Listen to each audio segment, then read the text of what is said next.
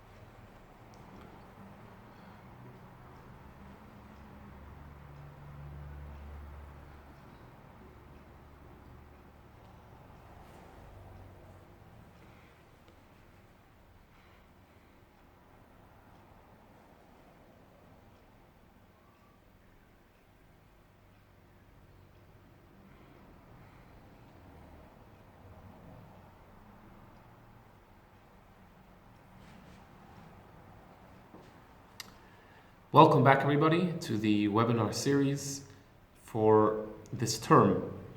This term we'll be doing something different. We'll be taking a different topic each week. So on Monday and Thursday of that week, we'll be discussing that topic. Obviously, in 2 sessions of 15 minutes, you can't really cover any topic properly. But what we will endeavor to do is to at least have a sort of an overview on a topic having to do with Yiddishkeit, with Judaism, and that will hopefully whet your appetite to examine it further and try to find out more about it. And just before we start, if anybody has any suggestions or wants to explore any topic that has to do with Judaism, feel free to email me at rabbil@bina.com.au, all lowercase. And I'll be happy to take those suggestions and we'll explore those topics. So let's begin today's topic, which is gratitude to God in Jewish law. Generally speaking, we give gratitude, we give thanks to Hashem, to God, very often. First of all, on a daily basis. Every single morning when we wake up, the first thing which we do is we recite the prayer Moida Ani, which is basically thanking God for returning our soul back to our body, and basically thanking God that we're alive, the most basic necessity of being alive. Then in the morning prayers, right away, we continue with the special morning blessings that we thank God for all the basic needs that He provides for us. So clothing, the fact that we're healthy, all the various blessings that we stand up straight, that we have shoes to wear, all the basic needs that a human being needs. We thank Hashem, we acknowledge that it all comes from Hashem, and we do this on a daily basis. However, what I wanted to explore today is more the gratitude which we give to God under special circumstances. When unordinary things happen to us, so to speak, miraculous things happen to us, and we're saved from a miraculous situation, and then we are obligated to give thanks to God for that specific miracle. Just before we discuss that, just very briefly, the very concept of giving thanks to Hashem is very interesting. Because if you think about it, why does God need our thanks? When it comes to a human being, we are limited people, and therefore when I do something for somebody else, I sort of need a validation, I sort of need to be made fit to feel good that I did it, so the person needs to thank me, and that sort of validates this, that I worked hard, or I exerted myself to do something good for somebody else. But obviously, God forbid, we cannot say that about God. God is infinite, God doesn't need anything from us, and therefore what good does it do to Him that we thank Him? Why does He need our thanks? Why is there even an obligation to thank God? And I believe that the obvious answer is that thanking God is actually not for God, it's for us. God doesn't need our thanks necessarily. This that we are obligated to thank Hashem is to create an awareness in our minds and hearts that everything that we have, down to the most basic needs, down to the very fact that we are alive, all comes from God. And therefore, through this that we constantly thank Hashem, we constantly thank God for all that He does for us, and especially when it comes to a special, unique situation, that He performs a miracle for us, we need to thank Hashem to bring out the awareness within us that everything that we have is totally coming from Hashem, totally coming from God. We are obligated to thank God for, as I said, for all our basic needs, but for 4 unique situations. And originally, in temple times, we were obligated to bring a sacrifice called a korban toida, a thanksgiving sacrifice, for the following 4 situations. And nowadays, when we don't have a temple, what has replaced that is that we stand next to the Torah scroll and we make a special blessing called Birchas HaGoimel, the blessing of thanks. And this is done after the following 4 circumstances. First of all, if somebody was sick and they got well, generally speaking, that refers to somebody who was sick with a life-threatening illness, and then, God forbid, and then they became better. The second is going over a sea. Going over a sea is considered dangerous, and therefore anytime somebody crosses over a sea and comes up on the other side alive, that is considered a miracle, and therefore they have to give thanks to Hashem. The third case, the third circumstance, is going over a desert. Again, obviously, the idea of travel in a desert is considered dangerous. You can get lost, you can get stuck somewhere without water, and therefore somebody who survives such a situation needs to thank Hashem. And the fourth and final one is somebody who comes out of prison, somebody who has been imprisoned, and what most countries explain what that means is somebody who was imprisoned and faces life-threatening situations. Because of that, is obligated to thank Hashem that they have been freed from prison.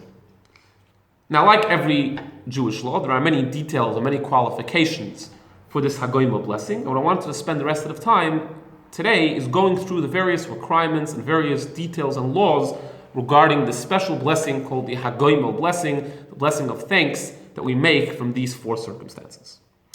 So first of all, the one following traveling over a sea, which the equivalent of that nowadays, generally speaking, is when somebody flies overseas. When somebody flies overseas, they fly over a sea, and therefore that is considered traveling through a sea, and they have to thank Hashem with the special Hagoyma blessing.